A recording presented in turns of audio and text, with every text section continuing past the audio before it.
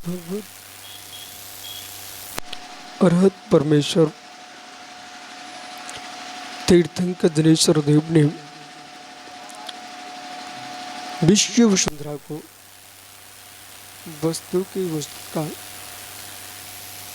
भूतार्थ उपदेश प्रदान किया है।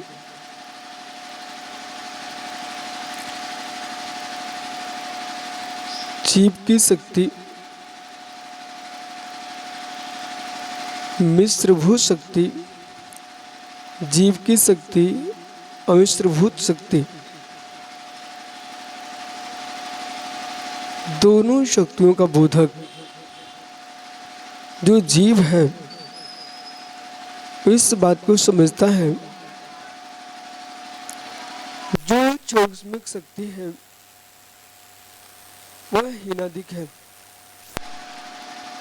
क्षयिक शक्ति है सभी जीवों की सदृश है और क्षयिक शक्ति शरीर के साथ है। तो शरीर शून्य जो परमात्मा है, सिद्ध भगवान अव्याभास सुख से युक्त, उन परमात्माओं के सामने और अतुल बल के धारी तीर्थंकर भगवंतों के सामने जगत अपनी शक्ति को सम्मेलन करना चाहता है।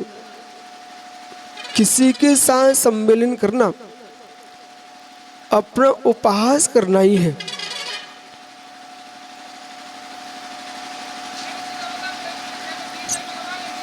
सभी जीवों का सामर्थ्य एक सा नहीं है। और जब एक सा सामर्थ्य नहीं है, सो प्रज्ञा के अनुकूल जीता है, सो बुद्धि के अनुकूल सोचता है, वही अपने आप में श्रेष्ठ है। वो अपनी तुलना दूसरे से करता है और दूसरे की तुलना स्वयं से करता है। ये आपको हीन भावना को उत्पन्न करने का बड़ा सुंदर मार्ग है कि यदि आप ये सोचो कठिया गेहूं में कठिया ही खोजो और कठिया मान करके आप खरीदोगे तो आपको स्वाद कठिया का ही आएगा, आप प्रसन्न होंगे। और आपने ये विचार कर लिया कि मुझे कठिया में तो अन्य गेहूं दिखना चाहिए, साल धान चाहिए, चावल दिखना चाहिए। अथवा यूँ विचार करो गुड़ के अंदर गुड़ का ही स्वाद देखोगे तो तुमको आनंद आएगा।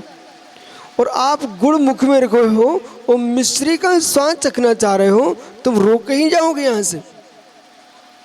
यही कारण है कि सत्येंद्र पंडित जी हैं तो सत्येंद्र पंडित ये माने मैं त्योरी का विद्वान हूँ, और सत्येंद्र अपने आप को सत्येंद्र के रूप में देखेंगे तो ये मुस्कुराएंगे।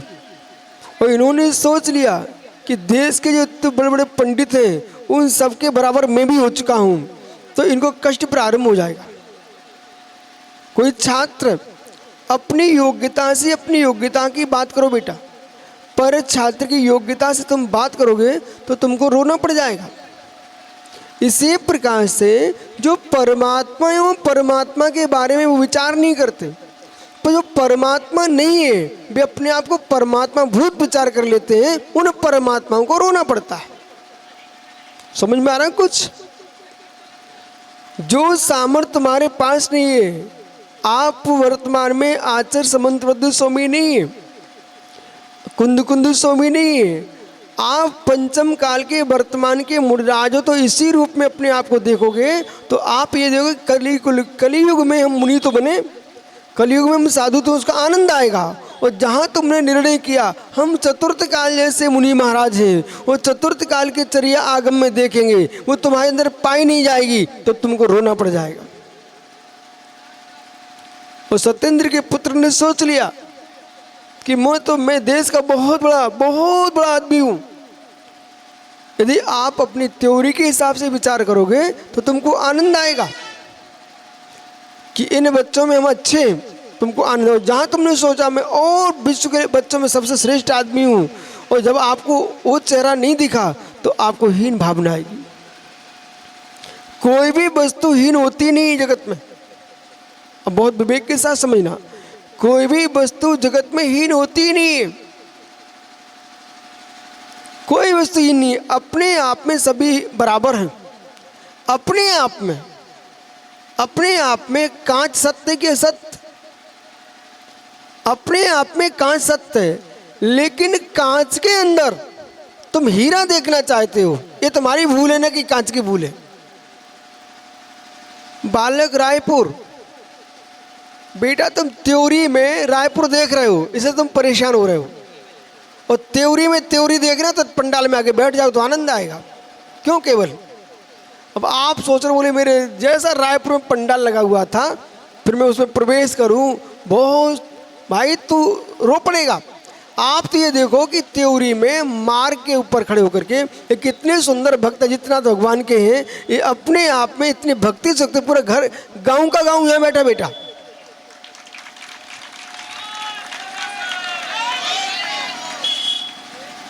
अब समझ में आएगा। शास्त्री,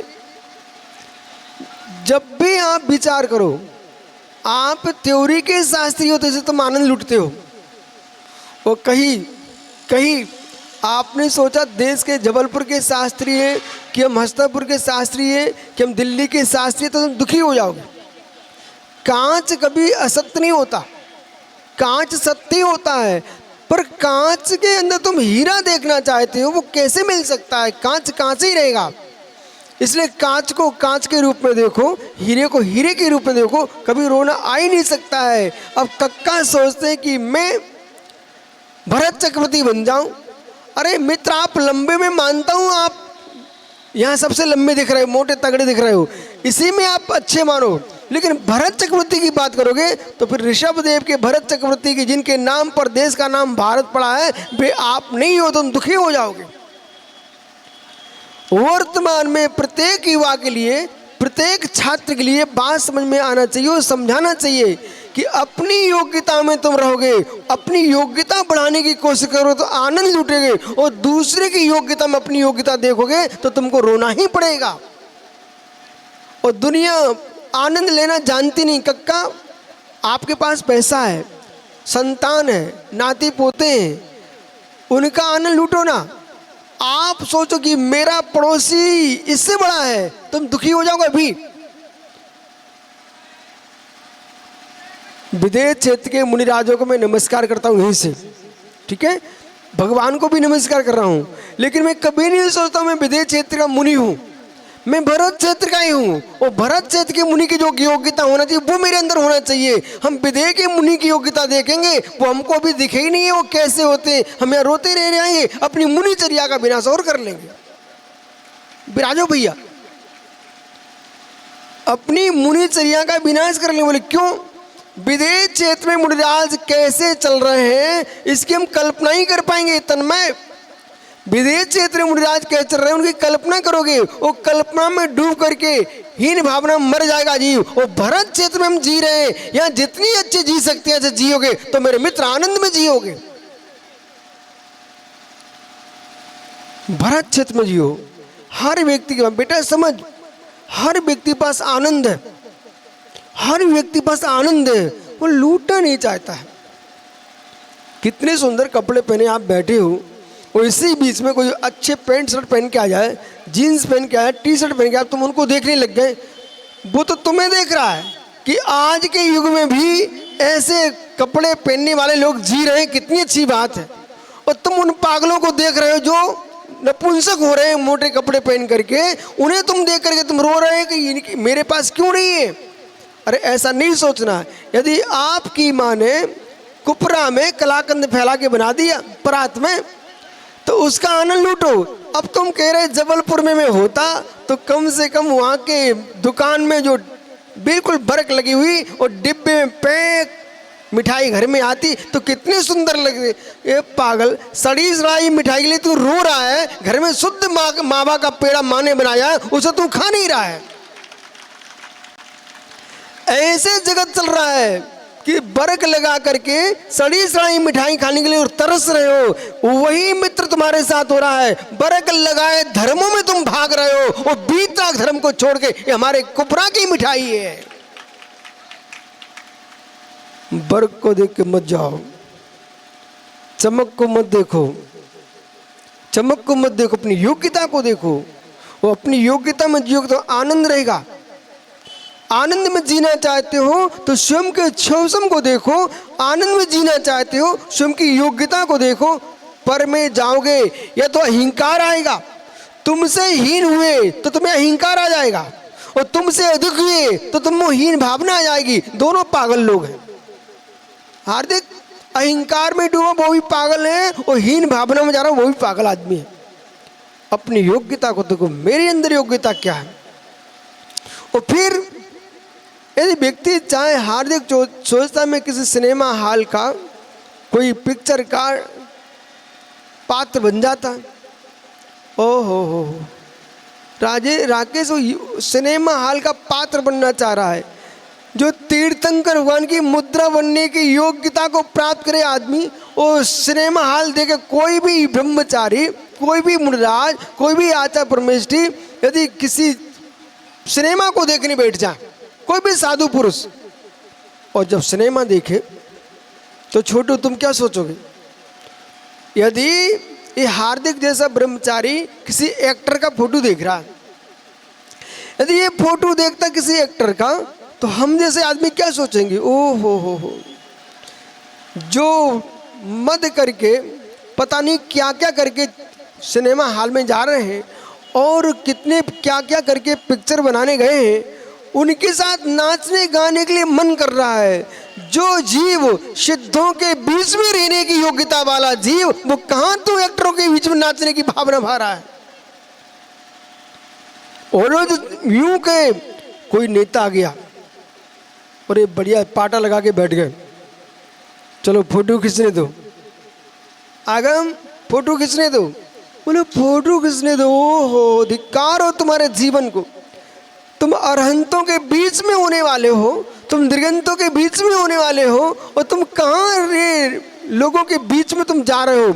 इसलिए आगम कह रहा है पर योग्यताओं को देख करके तुम प्रभावित होगे, आप अपनी योग्यता का क्षय करोगे। डॉक्टर साहब, आप थ्योरी में आनंद में हो कि नहीं? आप तो जबलपुर के डॉक्टर की याद करो, अभी तुम हीन भावना में डूब करके पागल हो जाओगे।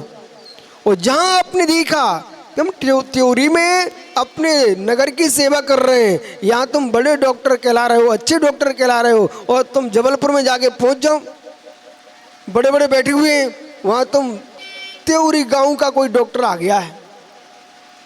ओ हो कोई गांव का आ गया है।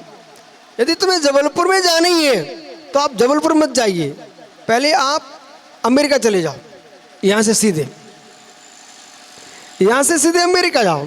वो अमेरिका में भले डॉक्टरों के यहाँ काम करके आ जाना, नौकरी करके आ जाना, फिर वहाँ से तुम जबलपुर आओगे तो फिर जबलपुर वाले कहेंगे ओ अमेरिका रिटेन, अमेरिका से लौट के आया हुआ है भाई। यही जगत की लीला है, यही जगत की लीला है। मालूम क्या है, तुम एक भी यहाँ के नहीं हो। कोई विदेश से लौट के आ रहे हैं मर मर करके, कोई नरक से लौट के आ रहे हैं बेचारे, कोई निगोज से आ रहे हैं, वे सब लौट के आ रहे हैं भरत क्षेत्र में। मालूम, जो स्वर्ग से आ रहे हैं उनके चेहरे थोड़े चमकते हैं, इसमें कोई शंका नहीं समझना। जो लोग स्वर्ग से आके यहाँ जन्म ले रहे हैं वे सुंदर दिखेंगे, भद्र प्रणामी दिखेंगे, भगवान के भक्त मिलेंगे आपको, निर्गंतों के भक्त मिलेंगे। जो बेचारे नरक से आ रहे हैं क्रूर प्रणामी मिलेंगे, लड़ते झगड़ते मिलेंगे। जिनके घर में ऐसी संतान हो जाए 24 घंटे काय क्लेश करते ही रहे, समझ लो ये नरक से आया हुआ जीव है। और जो माँ अच्छा परोस के खिला रही है तब भी उसकी आदत में है कि माँ मंदिर जाए और उठा के खाऊं। एक महात्मा जी कल बोल रहे थे, बोले कितनी माँ परोस है, जब तक उसके चुरा के लड्डू ना तब तक आनंद नहीं आता है। मित्र, माँ के चुराए लड्डू खाए बिना आनंद नहीं आता। इसका मतलब ही है तुम गाय को, बैल को, भैंस को महावीर पाटनी कितने ही सुंदर परोस दो, जब तक दूसरे की घास नहीं छीने तब तक आनंद नहीं आता है। तो मतलब जो लोग चुरा के खाने वाले हैं वो सब पशु गति से आए लोग हैं। देखो मैं आपसे नहीं बोल रहा हूं, आप बुरा नहीं मानना, यदि हो तो जो है सो है। जो लोग, और कुछ लोगों की आदत है कितनी सुबह हो बिल्कुल प्रकाश दिख रहा है तब तक बेचारे बैठे रहेंगे, भोजन करेंगे ही नहीं। और जैसी रात्रि होने लगेगी छोटू फिर उनको भूख लगेगी। मालूम बेटा कौन है? ये चमगादड़ लोग आए वहां से, पर्याय से, उल्लू चमगादड़, ये लोग मर मर के यहाँ आ गए, मनुष्य बन गए भाग्य से। सो अब उनको बेचारों जब तक रात्रि नहीं हो जाएगी तब तक उनको दिखता नहीं है। और जो लोग स्वर्ग से आए हैं वे मित्र अरहंतों के पास बैठे मिलेंगे, निरंतों के पास बैठे होंगे, जिनवाणी का पाठ करते मिलेंगे और सूर्य अस्त होने के पूरी भोजन कर लेंगे। और जब तक सूर्य उदय नहीं हो जाएगा तब तक मुख में पानी नहीं डालेंगे। ये देवता आए हैं और देव बनने वाले हैं। मैं आप लोगों से कुछ नहीं बोल रहा हूं, बस आप अपनी परीक्षा करते जानो। देव पर्याय से आए हैं और देव बनने वाले हैं, सुना ना भैया। और जो व्यक्ति मालूम बेचारा दिन के रात्रि के 12 बज जाए तब तक सोए नहीं और दिन के 12 बजे तब तक उठे नहीं, हो पिल्ले की आंखें कब खुलती है? पिल्ले की आंखें कब खुलती हैं मालूम? 1-2 दिन तो बेचारों की आंखें नहीं खुलती उनको जन्म के बाद। ये जो जीव ना दिन के 12 बजे आंखें खुल रही है, रात्रि के 12 बजे तक सोई नहीं है, इस सब के सब बेहीजीव है, बेहीजीव है, जिन विचारों को त्रास दी गई थी, न सो पा रहे थे न जग पा रहे थे। सम्यक दृष्टि जीव जो स्वर्गों की भूमि से आता है मालूम, वो प्रकाशमान जीवन जीता है। यहाँ तक कि एक इंद्रिय वनस्पति भी स्वर्ग से आए ना, वो भी गुलाब बनता है, कनेर बनता है, पुष्प बनता है, नारियल बनता है, कांटे वाले वृक्ष नहीं बनता है। अब जो देवत्व को प्राप्त कर रहा हो, देवत्व को प्राप्त कर रहा हो, वो व्यक्ति भयभीत हो सकता है क्या? जो परमात्मा बनने वाला हो वो डरपोक हो सकता है क्या? तनक सा धन किसी के पास हो, इज्जत हो और अच्छा प्रभाव हो, महावीर पाटनी जी वो नहीं डरता किसी से।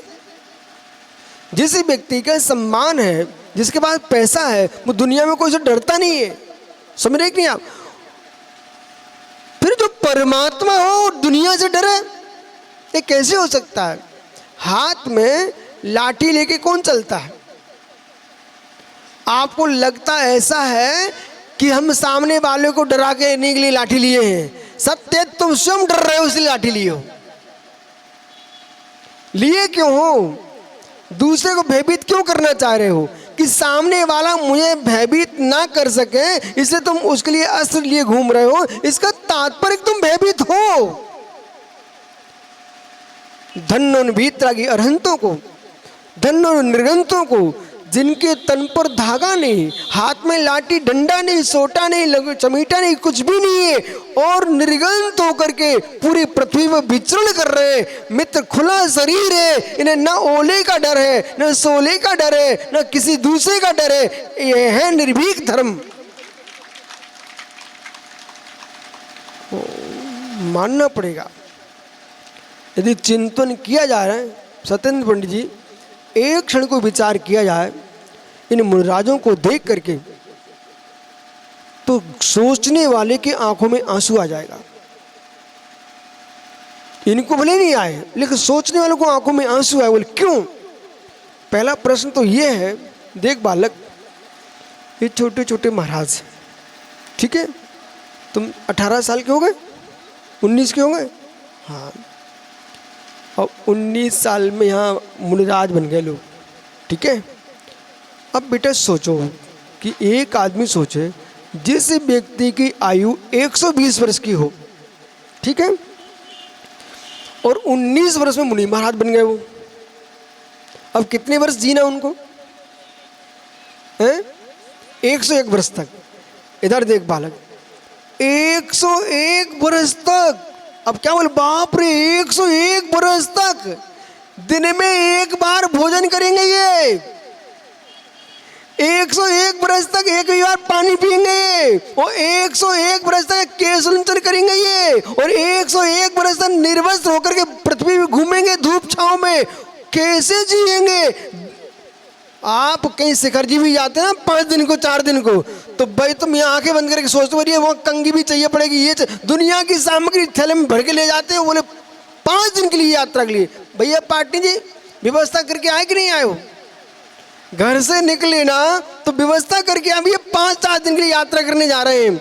और बालक देख, इनको तो मालूम है पार्टी 4-5 दिन बाद 2-3 दिन बाद घर पहुंचाएंगे महलों में, पर इनका तो निर्णय 101 बरस तक, तन्मय 101 बरस तक बेटा अब घर में घुसने को नहीं मिलेगा। और जिस घर से हम निकल के आए ना, यही कक्का पड़घान तो कर लेंगे जबलपुर में, लेकिन तुम कहो कक्का अमृत तीर्थ में कमरा दिला दो, हम यही रहना चाहते हैं। बे कक्का मालूम क्या कमेटी से पूछेंगे। उनकी हो जाएगी बेटा, कमेटी से पूछेंगे, जबकि स्वयं कमेटी है। इतना ही नहीं, तुम तो पिताजी से बोलना, बोले पिताजी अब मेरा मन कर रहा है मुनि महाराज बन के ये जो आपकी इतनी बड़ी बिल्डिंग खड़ी है इसमें एक कमरे में रहेंगे हम। मालूम है कहेंगे, अरे अब हम तुम्हारे बड़े भैया से पूछे, तुम्हारी मतारी से पूछे।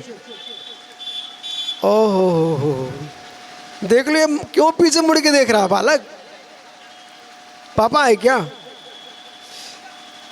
ओहो 101 बरस तक, 101 बरस तक, और आवश्यकता नहीं है हर दिन भोजन मिलेगा। कभी अंतरा हो गए, किसी ने पड़गान नहीं किया, कभी उपवास हो गए, इतने दिन में भी सागर 101 वर्ष तक। कितना गंभीर निर्णय है बच्चा का, जो मुनि बनने जा रहा, कितना गंभीर निर्णय जिसका। क्यों अपने आप को संभालना, समाज के बीच में रहना, धर्म की क्रियाओं को करना कोई छोटा काम नहीं है। तब ये सोचेंगे सत्येंद्र तो पंडित हो गया ना, ये तो समझदार है ना, ये तो मुनिराज बन सकता ना। जितने समझदार होते जाओगे, जितने समझदार होते जाओगे, उतना में उल्टा सोचते जाएंगे, अरे क्या मालूम कर पाए कि नहीं कर पाए, वे सोचते ही रह जाएंगे। और जिसने निर्णय कर लिया है, जो है सो है। चलो रवि, जितना सोचोगे, जितना सोचोगे, पंचम काल में वे सोचते ही रह जाएंगे, और जितनी जल्दी कर लेंगे वे कल्याण कर लेंगे। अभी मालूम पंडित जी के पोता वो छोटू पूरे जबलपुर में मेरे साथ बात नहीं की है। मालूम वो सागर छोटू का बड़ा भैया सौरभ, यही सत्येंद्र पकड़ के लाए बेचारे को। अब उनका बच्चा कह रहा है इनके घर में सबको वैराग होता है, एक बार सबको वैराग होता है। वो पंडित जी बगल में बैठे हैं। देख बालक छोटू, संसार में व्यक्ति को निर्णय कर ही लेना चाहिए। पिछले वर्ष अपन आए थे यहाँ पर, 1 साल नहीं हो पाया, ठीक है ना। तो यहाँ सुभाष भैया टोपी लगा घूमते रहते थे। अब बोलो कहाँ हैं? संसार क्षणभंगुर है, इसलिए जब वैराग हो जाए रवि, उसी समय तुम्हें दीक्षा ले लेना चाहिए। और तुमने ये सोचा कि समय लगेगा, भी नहीं लगा पाएंगे, नहीं लगा पाएंगे, कुछ नहीं कर सकते, कुछ नहीं कर सकते हो। सोच ही पाओगे, कर कुछ नहीं पाओगे, मर ही जाओगे। समझ ज्ञानी कुछ नहीं कर पाओगे। मत सजाओ बालों को, सजा सको बाल बालाओं को न सजाओगे, भावों को संभालोगे, वो भगवान बन जाएगा। आओ, इसलिए सत्येंद्र भैया निर्भीक पुरुष होता है। इन युवा मुनियों से पूछो कितने निर्भीक हैं। पंडित दौलत राम, पंडित बनारसी दास, टोडरमल जैसे विद्वान अपने कमरे में, धर्मचंद त्योरी पंडित जी बोलते अपने कमरे में बैठ करके नंगे कपड़े उतार उतार के सोचते रहे, कहा भैया महाराज कैसे होते होंगे, कैसे बनते होंगे, और फिर कपड़ा पहन लेते। बे पंडित बनारसी दास जैसे लोग सोचते रहे पर बन नहीं पाए। पर जिसने निर्णय किया है, इसलिए ज्ञान का सेवसम अलग होता है और संयम का सेवसम अलग होता है। पर वे ज्ञानी श्रेष्ठ हैं जिनके पास बल नहीं था, सामर्थ्य नहीं बन पाए, कम से कम दिगंबर मुनियों की श्रद्धा से सेवा तो कर रहे हैं। पर वे लोग जो बन गए पर बन के नहीं रह पा रहे हैं, उनसे तो अच्छे ना बने। जो बन गए वो बन के नहीं रह पा रहे हैं, उनसे अच्छे ना बने, पर श्रेष्ठ वे बन करके ही रहते हैं, वो बन के नहीं रहते हैं, वे श्रेष्ठ होते हैं। समझ में आ रहा है कुछ? इसलिए यहाँ पर कह रहे हैं, सीधे साधुओं तक नहीं, परमात्मा तक की बात कर रहे हैं। जयते हवंत देवा ये सब भी हरि राय आइया ते तिक्ख पहाड़ान किण्णन्ति कणज्जम करण्यडिक्कज्जम। जिस व्यक्ति को डर नहीं है, भय नहीं है, तो मित्र ये हरिहर ब्रह्मादि महादेव आदि ये देव फिर बिना प्रयोजन के अपने हाथ में अस्त्र शस्त्र को ग्रहण करके क्यों ग्रहण किए हैं? डर है इसलिए अस्त्र हैं, और डर नहीं है तो अस्त्र शस्त्र की कोई आवश्यकता नहीं है। सत्येंद्र त्योरी में ही बैठे रहोगे क्या? यहाँ से बैठ करके ही मित्र इतनी ऊंचाइयाँ, आप इतने गहरे में जाओ, धर्म को उतने स्तर पर लेके बात करो कि महावीर भैया कहाँ गए पाटनी जी? मित्र पारस दुनिया क्या सोच रही है बेटा? समझ, अंत में जाना चाहिए, अंत में, अनंत में नहीं, अंत में जाना चाहिए। अब सभी जितने बुद्धिजीवी हैं, ध्यान दो मैं क्या बोल रहा हूं, सुब्रत सागर जी, अंत में जाना चाहिए, अनंत की बात नहीं करो, अंत में जाना चाहिए। अंत क्या है इसका? जैसे कि वो संयम बैठा ना, छोटा सा बालक, इसको देख करके सुब्रत सार खुश हो जाते, और खुश होते उसके क्या बोलते, बेटा मुनि कब बन रहा है? जब जब आते उसी से यही पूछते, बोले मुनि कब बन रहा है? वो इतना चतुर बच्चा धीरे से उनको घुमा देता है, बोले देखता हूं। अब प्रश्न है, इनको तुमने मुनि के रूप में देखने की इच्छा हो रही है, सत्येंद्र के बेटा को तुम पंडित जी देखना चाह रहे हो, और महावीर के पारस को आप देश का बहुत बड़ा उद्योगपति देखना चाह रहे हो। आप सब देखते चलो। और एक कक्का क्या सोच रहे हैं, बोले मेरा पोता जबलपुर का सबसे बड़ा उद्योगपति बन जाए। सब देखते, जब सागर देख, जब वस्तु सुपार्श्वती माता जी थी बेटा, सुपार्श्वती माता जी, उन्होंने शास्त्री जी सम्मेशकर में 2.5 दीप की रचना कराई है, मंदिर ना, सम्मेशकर में क्या बनाया, मध्यलोक। अब जब मध्यलोक की रचना कराई, जब मध्यलोक बना नहीं था ना, तो माता जी बहुत आनंद ले रही थी, बना नहीं था। अब तो ये पंडित जी को ज्ञानमती से पूछना पड़ेगा, इतने सारे काम कराते समय परिणामों को कैसे संभालना पड़ता आपको। ओ सुपार्श्वती माता जी मालूम क्या बोली, जब आधा मध्यलोक बन पाया, बोली जब ये मध्यलोक की कल्पना हमने की थी, तब तो सोचते थे बहुत अच्छा लगेगा, और जैसे बनना प्रारंभ हुआ तो रोना आने लग गया। तो पूछा क्यों? इसलिए आया कि हम साधना के मार्ग में कभी किसी पुरुष को सिर उठा के नहीं देखा, कभी किसी से बात नहीं की, लेकिन जब से हमने ये मध्यलोक की कल्पना की, तो फिर धर्मचंद्र शास्त्री जैसे लोगों को बुलाना पड़ गया, बड़े बड़े सेठों को कमरे में बिठाना पड़ गया। समझ रहे हैं क्यों बिठाना पड़ गया? बोले श्री जी को विराजमान करने के परिणाम तो अंदर हो सकते हैं, पर सेठों की श्री आए बिना श्री जी आएंगे कैसे? तो जो श्री जी का ध्यान करती थी उस श्रीमानों को बुलाने लगी। अंतर समझना नायक, इसलिए मैं कुछ बनाना नहीं चाह रहा हूं कि श्री जी का ध्यान करने वाला श्रीमानों का ध्यान करना पड़ेगा मुझे, इसलिए मुझे कुछ बनाना ही नहीं जीवन में।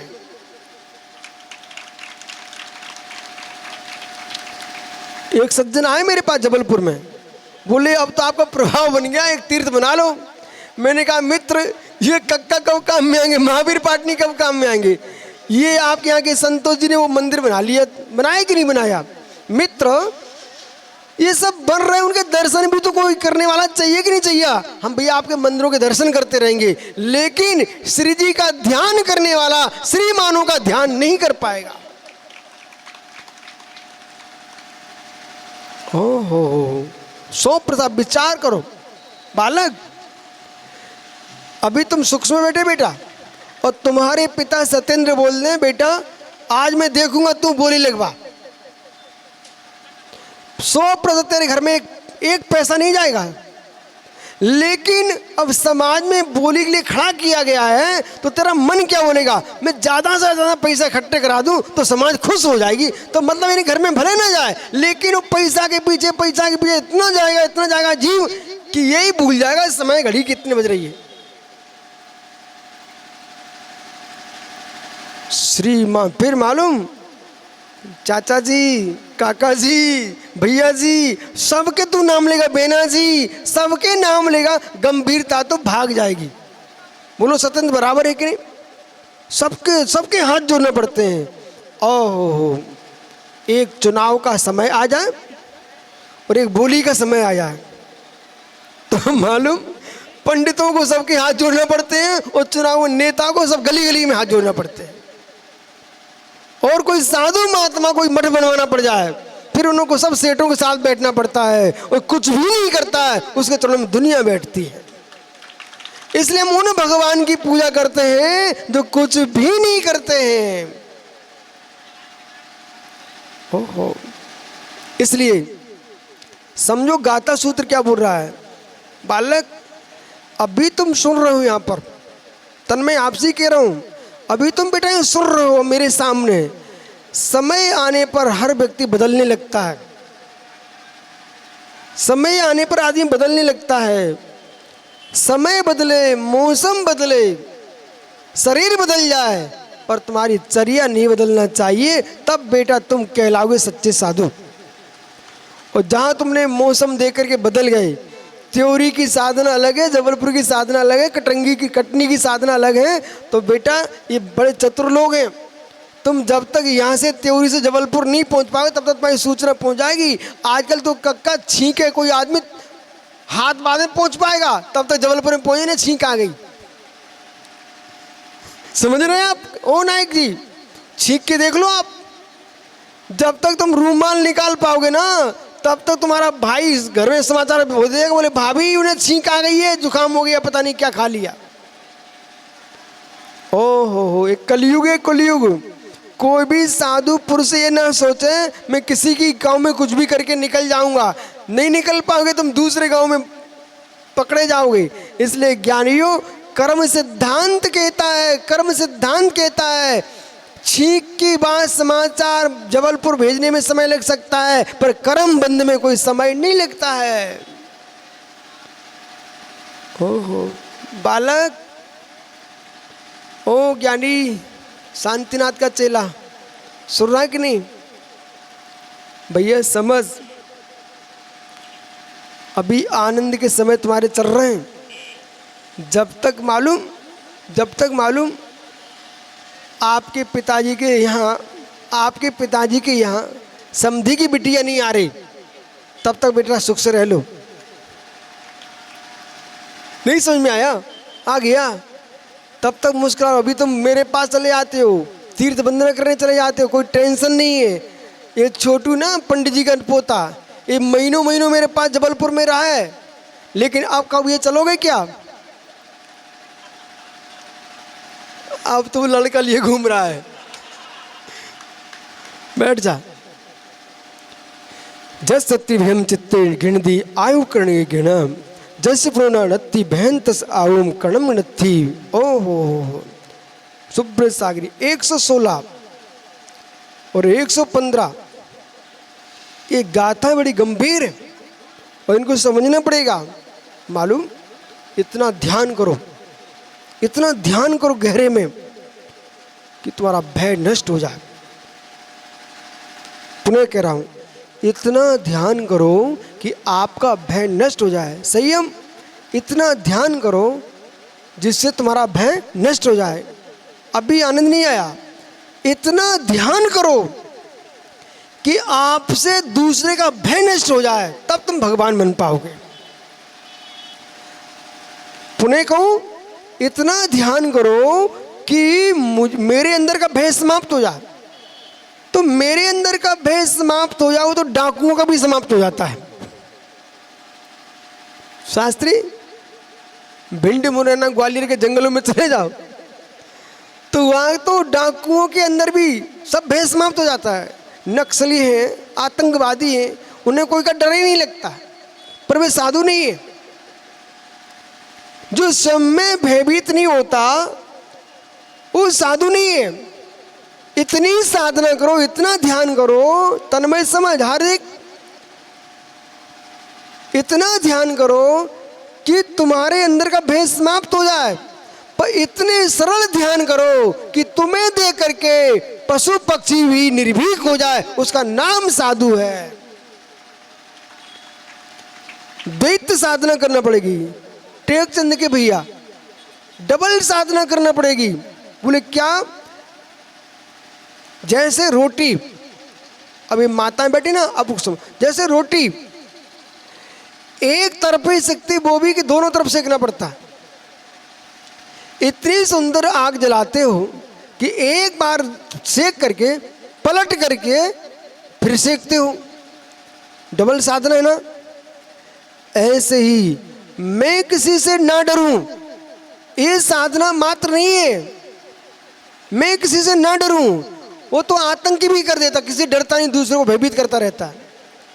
इतने सरल हो जाओ, इतने सरल हो जाओ राकेश, इतने सरल हो जाओ कि मैं किसी से डरूं नहीं, मेरे भीतर भय समाप्त हो जाए और मुझे देख करके कोई भयभीत ना हो, उसका नाम महात्मा है।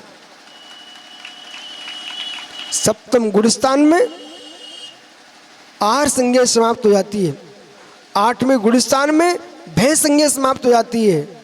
और परम योगियों को देख करके पशु पक्षी भी, आप यहां से निकलो तो पशु भाग जाए, आपके इंद्रियों में पक्षी उड़ जाए। बे साधु बैठे हुए हैं। तिन थिर मुद्रा देख बादल, तिन थिर मुद्रा देख उपल मृग खाज खुजाबते। बस जब भी मुर्दाज बनने का मन करे, यीशु जब भी मुर्दाज बनने का मन करे तो बेटा ये मत सोचना कि आज ये महात्मा जी सारस्वत क्या सोचते हैं, अरे कहीं धन बरस रहा है, कहीं भीड़ बरस रही है। हम जैसे लोग देख करके मुस्कुराते हैं, क्या पागलों जैसा सोच है, कहीं धन बरस रहा है, कहीं भीड़ बरस रही है। ये नहीं साधु की पहचान, ये नहीं साधु की पहचान। तो क्या पहचान? तिन स्थिर मुद्रा देख। तुम जंगल में अकेले बैठे हुए थे और वहां एक मृग हिरण आया, उसने एक ठूंठ, समझा ठूंठ रखा, ठूंठ लकड़ी का अथवा पत्थर की शिला है। थिन मुद्रा देख उपल मृग खाज खुजावते, उन्हीं के शरीर पर घर्षण करके वो हिरण खुजली खुजा रहा था, तब भी न हिले। इसका नाम मुनिराज है। हिले नहीं, मतलब भयभीत नहीं किए, भयभीत नहीं किए। ये मालूम क्या वो चतुर्थ काल था। अरे मैं चतुर्थ काल की बात नहीं कर रहा हूं, पंचम काल में भी इतने स्थिर होना चाहिए। कब होंगे? जब आप अपनी चटाइयों से बाहर आएंगे, रजाइयों से बाहर आएंगे, ग्रस्त हो और साधु चटाई से बाहर आएगा और फिर शांति से बैठ के सामायिक करेगा, तब ये संभव होगा। तभी तुम अभ्यास करोगे। अब तुम मच्छर काटते तो चादरा ओढ़ के सो गए, अब कह रहे कि मच्छर से तो डर रहा है सागर, और ये कह रहा कि जब हिरण आएगा, शेर आएगा, तब मैं ऐसे बैठ जाऊंगा। बेटे तुम मच्छर को नहीं झेल पा रहे, शेर को क्या झेल पाओगे? हो कैसे झेल पाओगे? ओ ज्ञानी, साधना के मार्ग पर, साधना के मार्ग पर लाठी की क्या आवश्यकता? लाठी की कोई आवश्यकता नहीं है। समझ रहे ना? साधना के मार्ग पर तुम कौन स्वान भगाने के लिए लाठी लिए घूम रहे हो? साधना के मार्ग पर लाठी की क्या आवश्यकता? मोक्ष मार्ग में लाठी नहीं चाहिए, यष्टि नहीं चाहिए है, इरियापत चाहिए है, लाठी नहीं चाहिए है, निर्भीकता चाहिए, लाठी नहीं चाहिए। आपको दूसरों को भय मुक्त करना पड़ेगा। इसलिए आज से अभ्यास करो मित्र, आज से ही अभ्यास करो इस बात का कि मैं किसी से ना डरूं।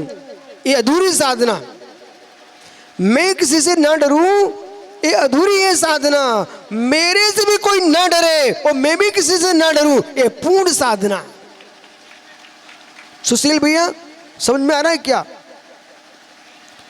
किसी से मैं डरूं नहीं, इसलिए वन खंड में बैठा हूं।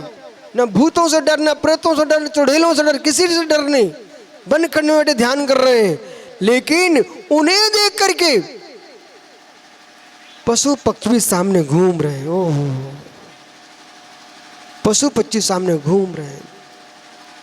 पुराने ग्रंथों में चित्र देखो आप, पशु पक्षी सामने घूम रहे हैं। मित्र, ये कब संभव है सौरभ?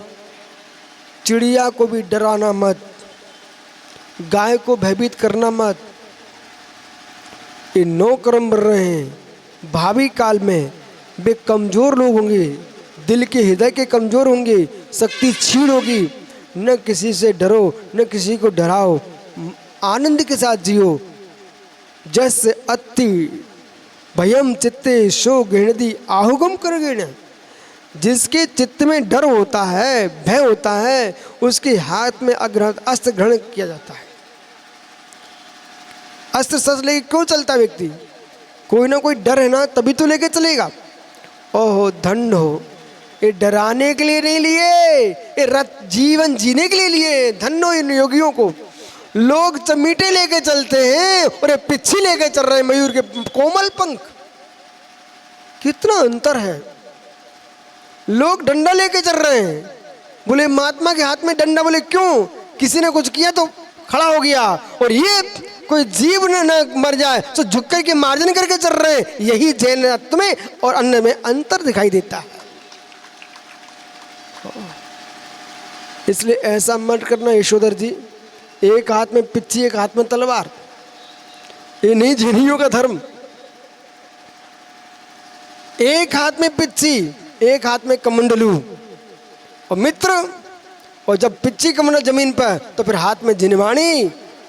बस, और मुनिराज के पास तीसरी चौथी कोई वस्तु नहीं। इसका नाम दिगंबर योगी। जस्य चित्त, इसके मन में भयम, जो भय कर अग्नि आगम गृणति, हाथ के अग्रभाग में अस्त्र ग्रहण करता है। किंतु पुणु जस भयम नत्थि, जिसके भय नहीं है, तस आगम कर्म नत्थि। बालक, छोटा भाई कहाँ है? इधर देख। मित्र, सम्यक हो, सम्यक हो ना। संकेत ये बताइए, तुम कपड़े क्यों पहने बेटा? जल्दी बोल, समय हो गया। वस्त्र क्यों पहने हो?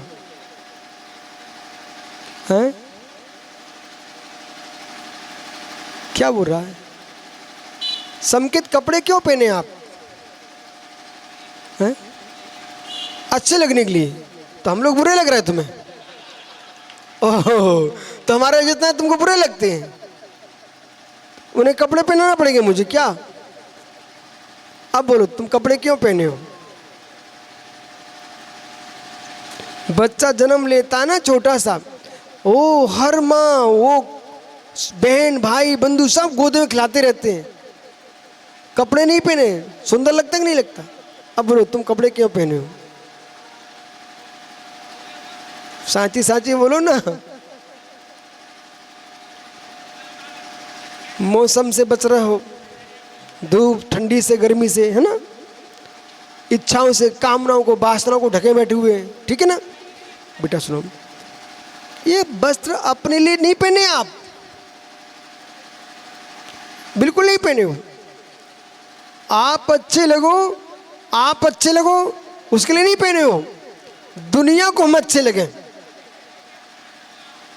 घर में तो तुम चड्डी लिए घूम रहे थे, घर में तो संकेत चड्डी लगाए घूम रहा था, और जैसे ही मालूम चला गुरुजी आ रहे हैं, तुरंत बढ़िया कपड़े निकाल लिए उसने। 4 लोग देखेंगे ना, देखो वो तुम्हारा भाई सागर टोपी लगाए बैठे आज। तो बेटा, ये क्या है सब संसार में? अपने लिए जीने वाले लोगों की संख्या बहुत कम है, बहुत कम है। अपने लिए कोई जीतने वाले बहुत कम है, दुनिया के लिए जी रहे हैं। अब जो कपड़े तुमने धारण किए हैं, मौसम से डर है, इच्छाओं से डर है, कामनाओं से डर है, वासनाओं से डर है, इसलिए भैया ढक के रखो। ठीक है ना? जो व्यक्ति इच्छाओं का भी डर नहीं छोड़ दिए और मौसम के डर से सुन्न हो चुका है, ऐसे व्यक्ति को कपड़े की भी आवश्यकता नहीं है। जो कपड़े की आवश्यकता नहीं समझ रहे, वे तलवार की क्या आवश्यकता समझेंगे? मेरे मित्र, चींटी की रक्षा करने वाला जीव हाथी की रक्षा क्यों नहीं करेगा? इसका नाम दिगंबर धर्म है। ये आग लगाने वाले साधु नहीं है, ये मित्र दुनिया की आग बुझाने वाले साधु है, उसका नाम दिगंबर मुनि होता है।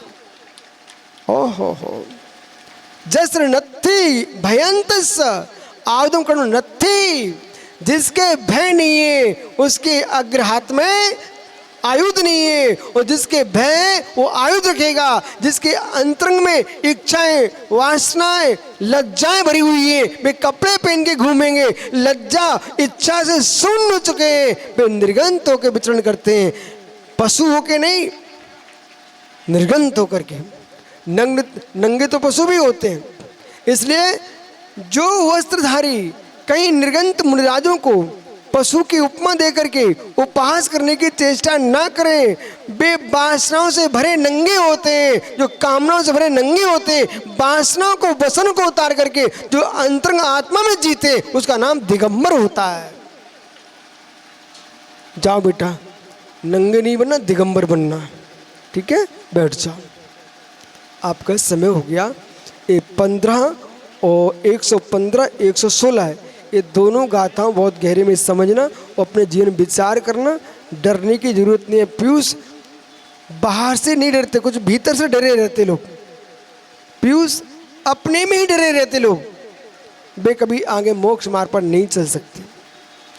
जो स्वयं में ही डरे हुए हैं, वे मोक्ष मार्ग पर नहीं चल सकते हैं। जो स्वयं से भी निर्भीक हो चुके हैं, वे ही मोक्ष मार्ग पर वीर बन के चलते हैं। वे